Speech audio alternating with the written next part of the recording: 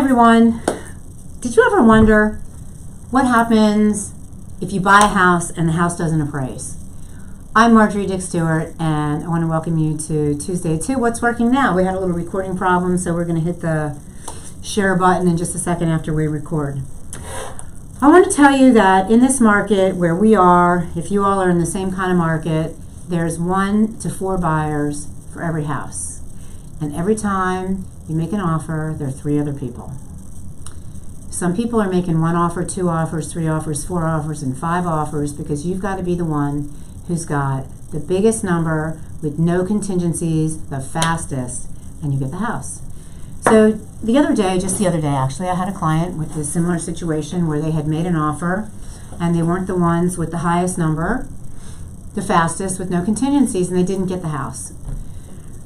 So they started over, back to the drawing board. They called me. We went out. We looked at property, found a house, and it was brand new on the market. And they asked the question, okay, Marjorie, what do we need to do to get the house to not get into this bidding war situation?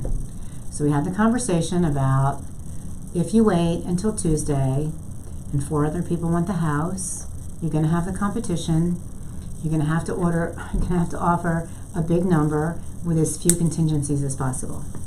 What we can do is we can do it today while it's new on the market. I said, let's pretend that there are 4 offers. What's the offer you would make? And do it today and see if we can get the agent and the owner to do what I call stop the clock. Forget about the open house, cut everybody else out of it, sign the contract, it's your house. All right, so we decided to go that route. They picked a number. They were comfortable. It was up to them. It's always got to be up to you to not have contingencies in your contract. It was up to them. They were comfortable taking out all of those protection periods, basically. They were sure they'd get the loan. Didn't have a problem with the property. And we made the offer, put a deadline in it. It was a great offer. The owner had to be crazy not to take it, but sometimes they are crazy. And it went through. All right, next step is we've got to apply for financing, which they'd actually already done with 2 lenders, so we could get a pre-qualification letter. I made the suggestion, please go to a local lender. A local lender will use local appraisers. Local appraisers know the market. There's no promise that if a house is priced at X and you pay Y for it, that it will appraise. But if it doesn't, you have to be prepared that you're going to pay a percentage of the difference. So why not go someplace where you got your best shot of having the house appraised?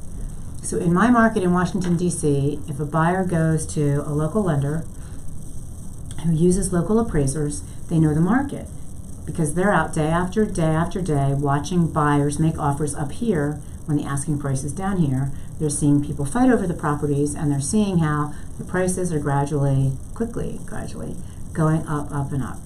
So what happened in this transaction? The buyers found a lender. They actually had this lender already, who they had a relationship with, who had a better interest rate. Now, I don't know how much better the interest rate was, but the appraisal came back this far apart. The appraisal came in practically at the asking price, nowhere near the sale price. Not only did it come back nowhere near the sale price, looking at the appraisal, the appraiser used lots of properties that were not comparable because the appraiser was from another state and didn't really know which properties were really comparable because all they were doing was looking at photographs.